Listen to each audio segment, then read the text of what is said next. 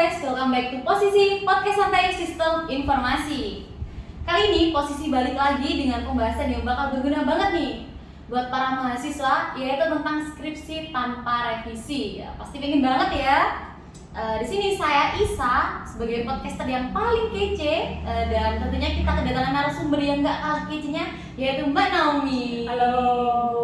Oke, gimana nih Mbak Naomi kabarnya? Puji Tuhan, baik. Mungkin Mbak Naomi bisa perkenalan dulu ya biar teman-teman lebih kenal. Oke.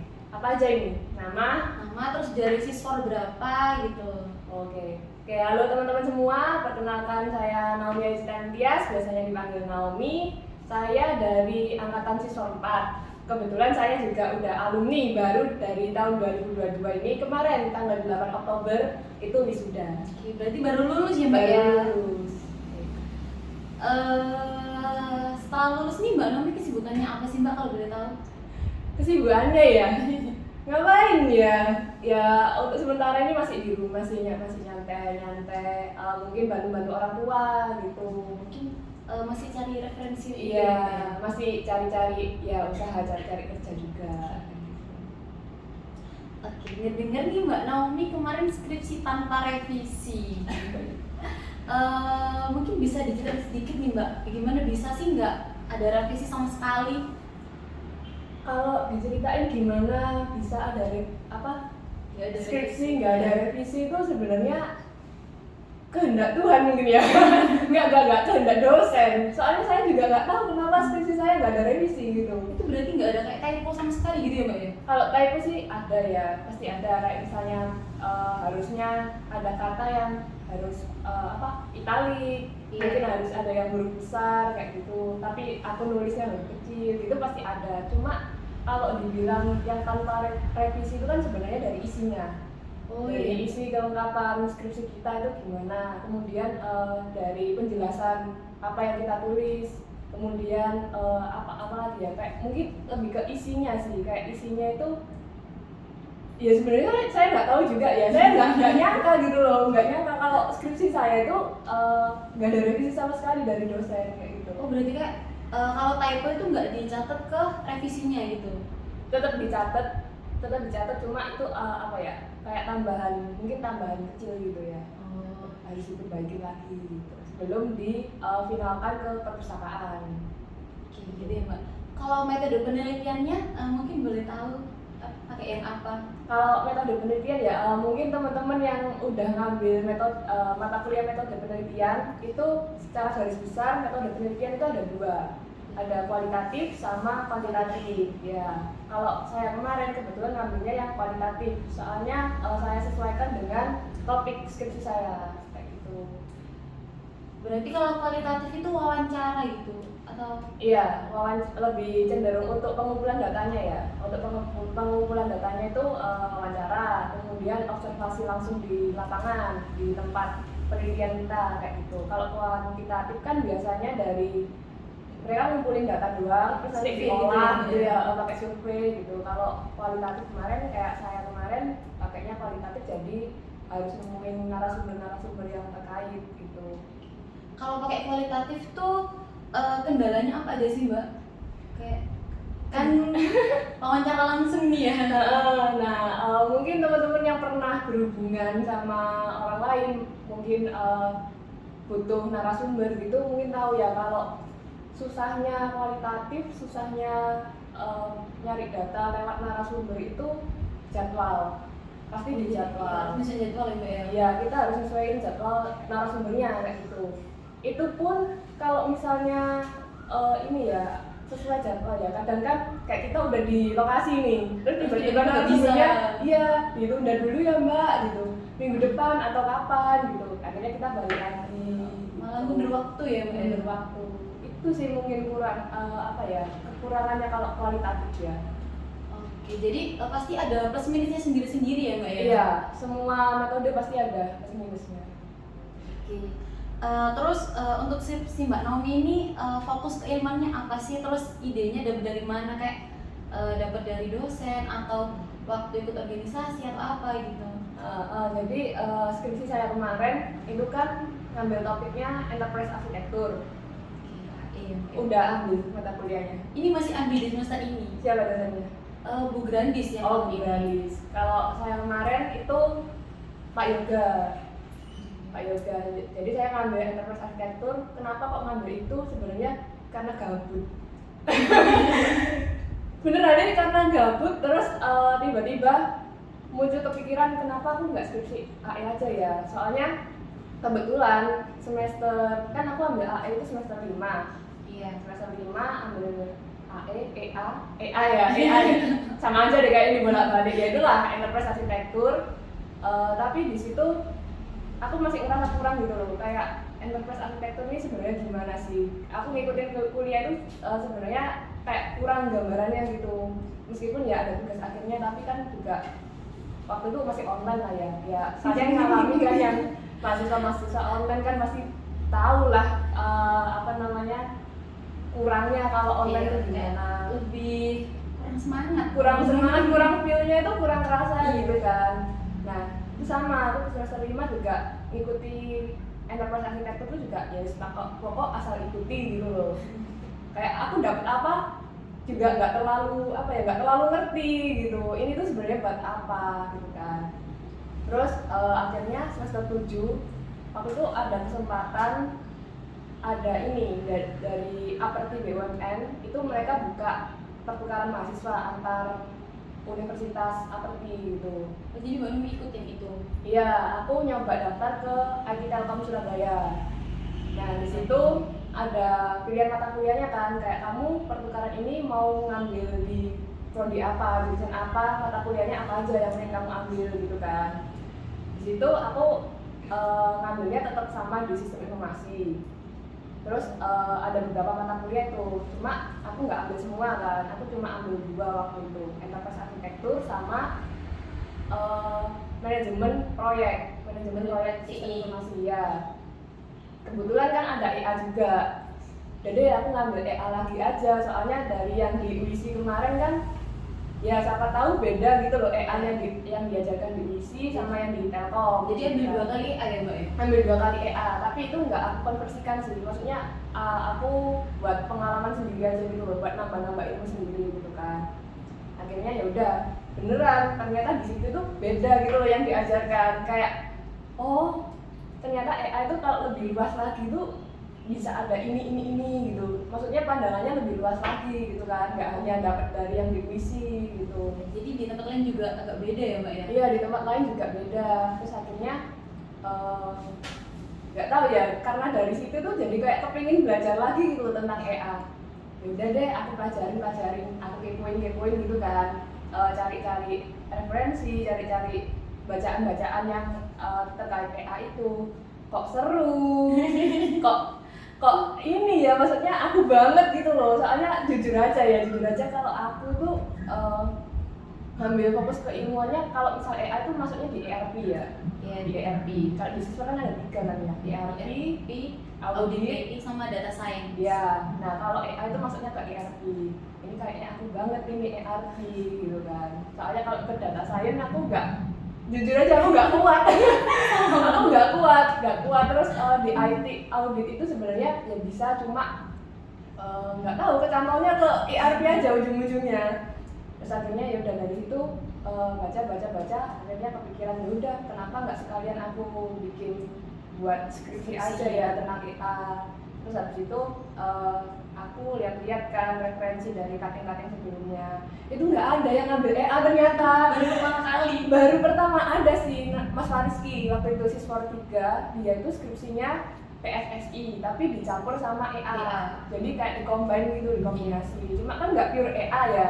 Nah rencanaku kan skripsiku ambil full EA. Nah ini gimana, awal-awalnya gimana gitu, aku harus nyontek siapa nih, kasarannya kan gitu ya, nyontek siapa, kating-kating nggak ada yang ambil nih, aku mau diskusi sama siapa gitu kan. Tapi tetap aku akhirnya hubungi Mas Fariski, Mas boleh minta skripsinya buat referensi skripsiku kayak gitu. Akhirnya dikasih, ya udah di situ aku pelajari juga tuh, Mas Fariski itu gimana, EA-nya dia ngambilnya apa aja, di step apa aja gitu. Terus selain itu juga ngambil dari jurnal-jurnal lain yang bahas tentang EA. Akhirnya ya puji Tuhan lancar akhirnya. selesai juga. Untuk dosen pembimbing itu kayak milih sendiri atau gimana mbak? Kalau dosen pembimbing milih sendiri, jadi itu kan sesuai dengan ininya kita ya, apa namanya, fokusnya Iya, kita, topiknya kita gitu. Kayak misalnya aku kemarin EA, itu dosen pembimbingnya Kak Yoga. Mbak juga sendiri. Iya, aku milih kayak apa ya, gimana ya sistemnya dosen pembimbing itu sebenarnya kayak cepet-cepetan sih sama teman-teman itu, cip-cipan dosen. Kalau ini apa namanya, dosen kan ada kuotanya biasanya.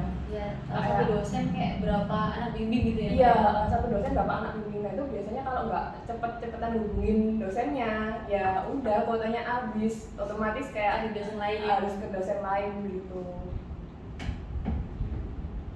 Terus kayak tadi kan referensi penulisan bisa dari kelas ya, Iya, cutting cutting. gitu. Mungkin ada web atau jurnal yang lain gitu mbak?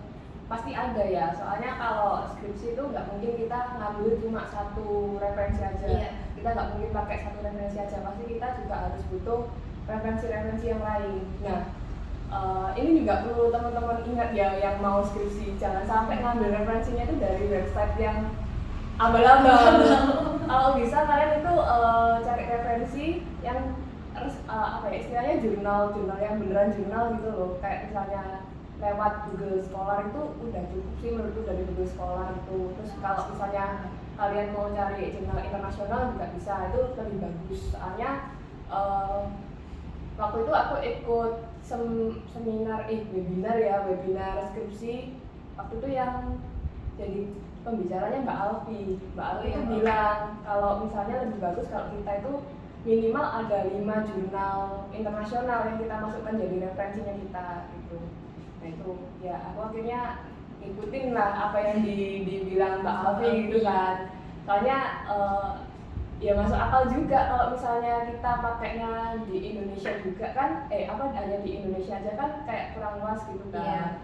Ya kita juga perlu lihat-lihat istilahnya jurnal-jurnal atau teori-teori yang dari luar itu gimana sih, pandangan mereka gimana, terus teorinya yang terbaru itu gimana gitu. Terus yang dipakai itu juga jurnal 10 tahun ke belakang, 10 tahun atau 5 tahun ke belakang gitu. Kalau terlalu lama itu udah gak bisa dipakai ya Pak? Sebenarnya bisa, tapi mungkin bisa dibilang itu kurang relevan gitu. Soalnya apalagi kita kan sistem informasi ya, berkutiknya sama IT kan ya, teknologi. Nah teknologi zaman sekarang kan cepet banget perubahannya. Iya. Pasti ada pembaruan. Nah itu kalau bisa sih teman-teman carinya referensi yang 5 tahun ke belakang. Kalau misalnya nggak ada ya 10 tahun ke belakang juga nggak apa-apa.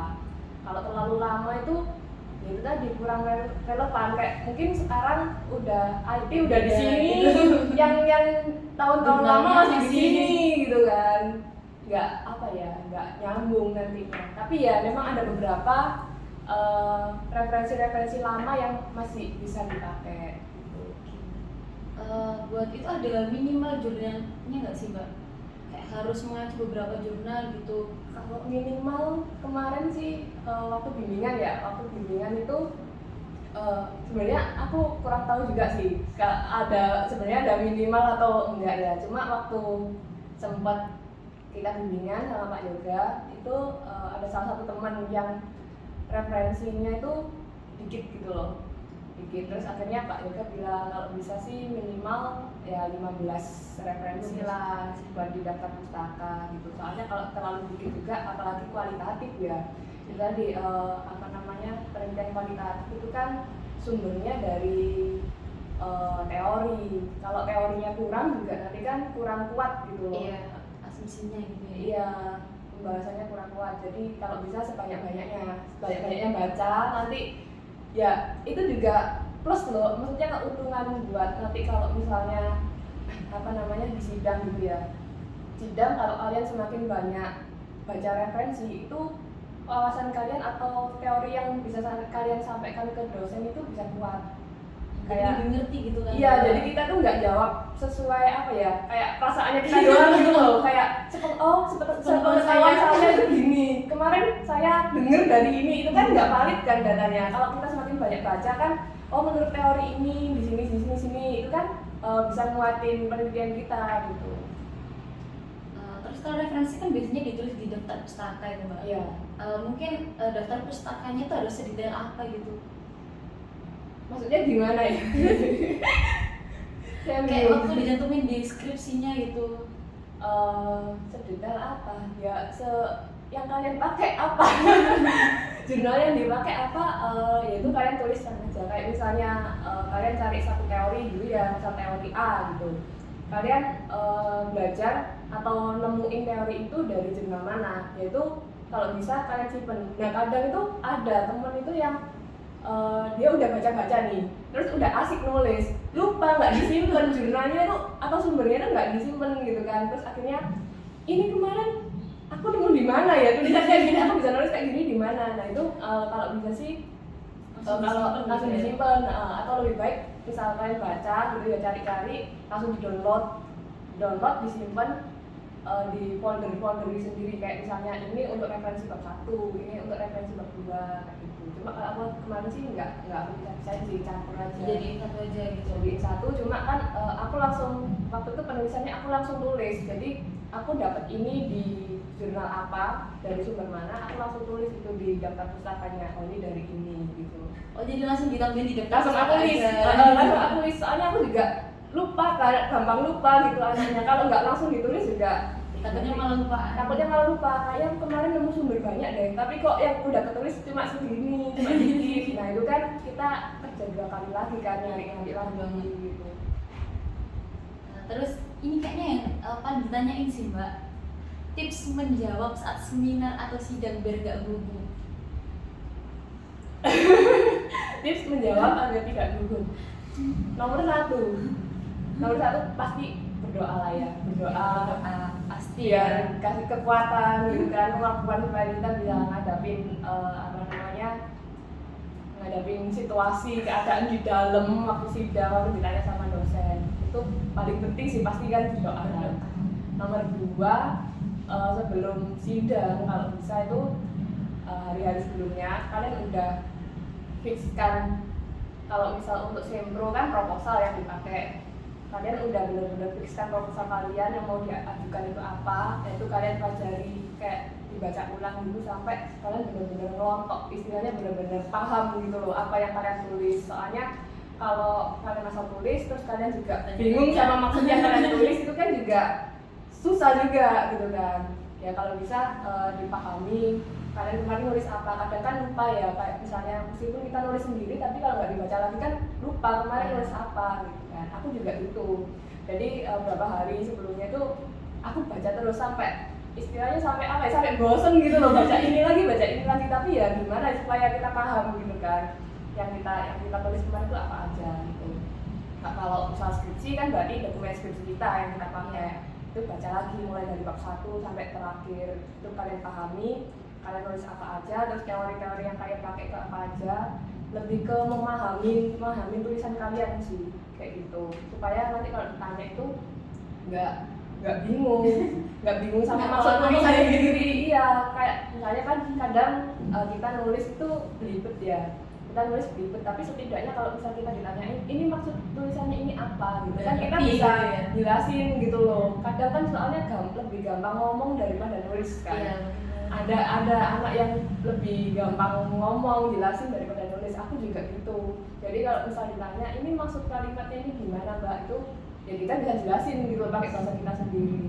Nggak apa-apa kalau misalnya sidang jawab pertanyaan dengan bahasa kita sendiri itu nggak apa-apa. Itu malah lebih, menurutku itu kayak malah lebih baik gitu loh. Kayak mungkin di depan dosen bakal kelihatan kayak oh anak ini berarti paham ya, nggak hanya sekedar menghafal tulisannya, tapi dia paham, bisa menjelasin dengan kalimat bahasa sendiri gitu. Mungkin itu sih. Yang ketiga mungkin minum secukupnya. Jangan kebanyakan kebelet pipis di tengah juga susah kan. Kalau aku sih gitu, maksudnya biar nggak gugup itu harus minum. Soalnya kadang kan kayak takut nanti kalau ditanyakannya tuh gimana gitu kan mbak. Iya, ya aku juga gitu sih kemarin. Apalagi sempet ya nguping gitu kan, nguping temen sebelumnya. Waduh ini kok lama, pasti kan gitu kan, ada perasaan deg-degan Kayak pasti ya. takut gitu kan, ini kok temen aku lama, gilirannya kok nggak keluar-keluar, ngapain aja ya, kan bakal takut gitu kan. Tapi kalau udah di depan sih udah plong kok. Udah mulai ngomong gitu Udah mulai ngomong assalamualaikum, selamat pagi, itu udah plong sih ya. Tapi tergantung sih ya, tergantung temen-temen ngatasin gugup kan beda-beda. Kalau aku sih gitu. Pokoknya jangan lupa dibelajarin aja ya materinya biar paham. Oke, berguna ya teman-teman. Jadi mungkin bisa ditiru buat skripsi teman-teman nih biar lancar. Mungkin sekian dulu untuk posisi kali ini. Terima kasih untuk Mbak Romi yang mau sharing pengalamannya buat posisi kali ini, dan buat teman-teman yang mau request untuk narasumber, topik atau request podcaster yang lebih kece daripada aku, boleh untuk mengisi kolom komentar di bawah ini. Terima kasih, see you.